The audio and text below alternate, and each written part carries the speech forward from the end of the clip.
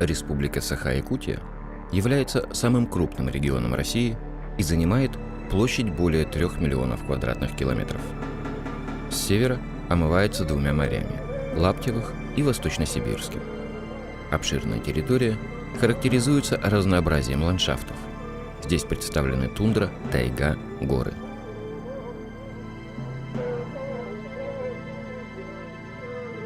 По склонам речных долин Лены и Яны сохранились очаги реликтовых степей.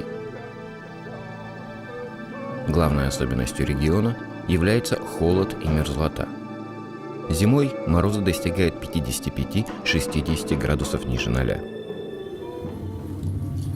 В эпосе Аланхо народов Саха студеный холод представлен в виде быка, выдыхающего морозный воздух, который ледяным панцирем покрывает всю землю. По мере приближения весны у быка холода по очереди начинают отваливаться рога. По гипотезе якутских археологов, первые люди появились на этой территории еще на заре человечества. Возможно, в памяти народов, издревле населяющих эту землю, остались воспоминания об охоте на огромных, сильных быков-бизонов.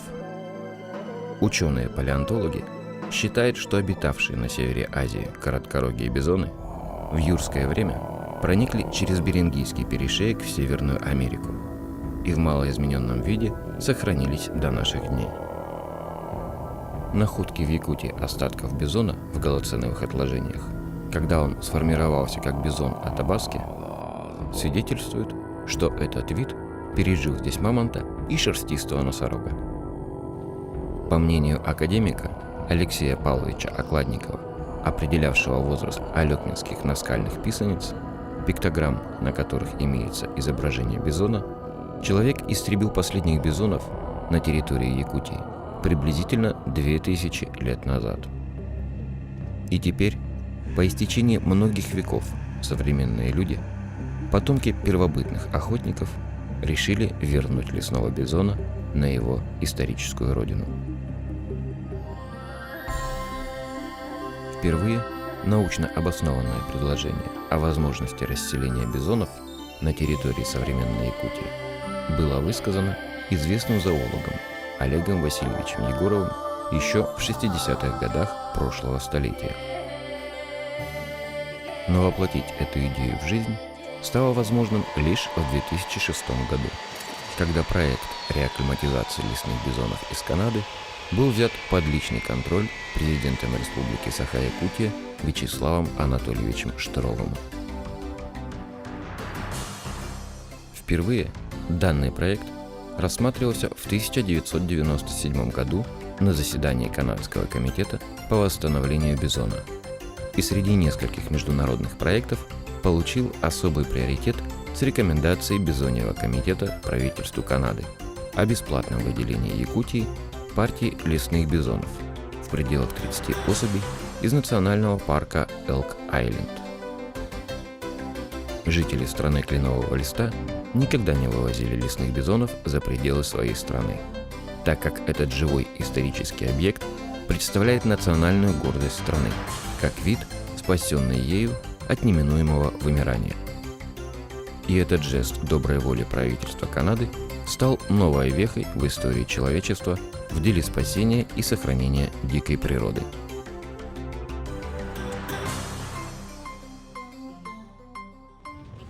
И вот 6 апреля 2006 года произошло небывалое историческое событие в мировой природоохранной практике. Из Канады в Якутию были завезены представители мамонтовой фауны, лесные бизоны в количестве 30 голов. Молодым переселенцам, 15 самцам и 15 самкам, было от 6 месяцев до года. Эти животные составили маточное поголовье, приплод от которых и будет формировать основу будущей дикой популяции лесных бизонов Якутии.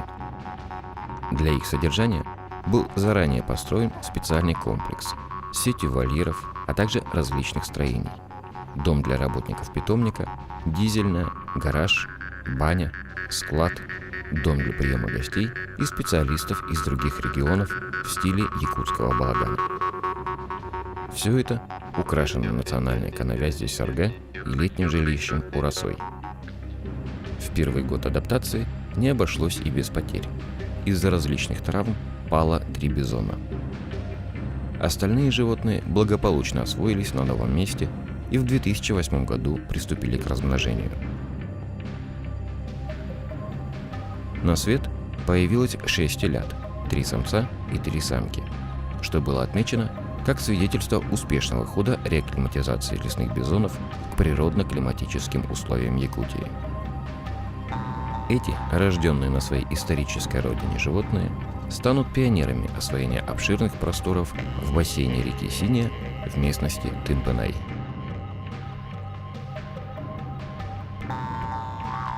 В будущем к ним присоединятся их братья и сестры, которые будут появляться на свет в питомнике Усть-Ботома. В 2009 году родилось еще 7 телят.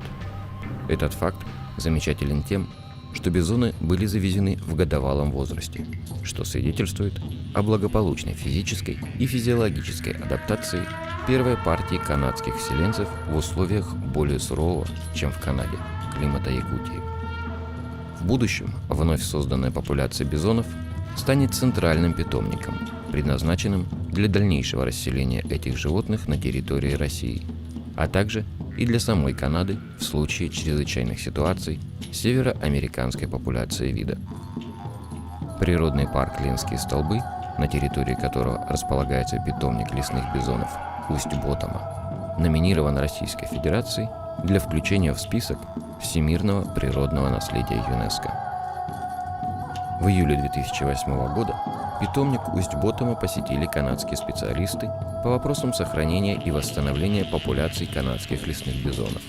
Биолог Федеральной службы дикой природы Министерства окружающей среды Канады Халден Рейнольдс и биолог национального парка Элк-Айленд Норман Кул. Гости детально ознакомились с условиями содержания бизонов в питомнике и остались довольны работой якутских специалистов.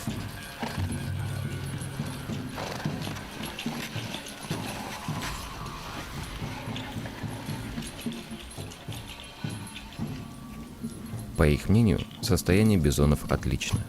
На данном этапе реакклиматизации якутские бизоны по упитанности, экстерьеру и активности превосходят канадских сородичей аналогичного возраста. Во время посещения Якутии канадские специалисты ознакомились с предполагаемой территорией выпуска лесных бизонов на территории природного парка Сине, дали необходимые рекомендации.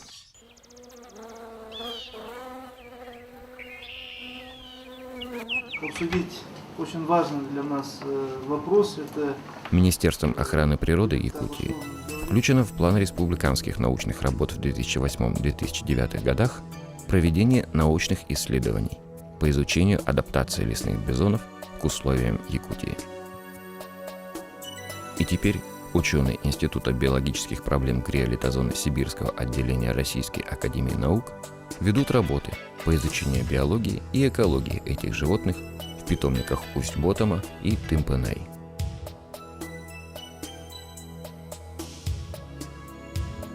Канадские новоселы привлекают все возрастающее внимание как общественности республики, так и многочисленных гостей и специалистов. Часто участники различных конференций и совещаний просят организовать им посещение питомника лесных бизонов. И теперь под присмотром работников питомника Усть-Ботома ведется регулярный прием посетителей.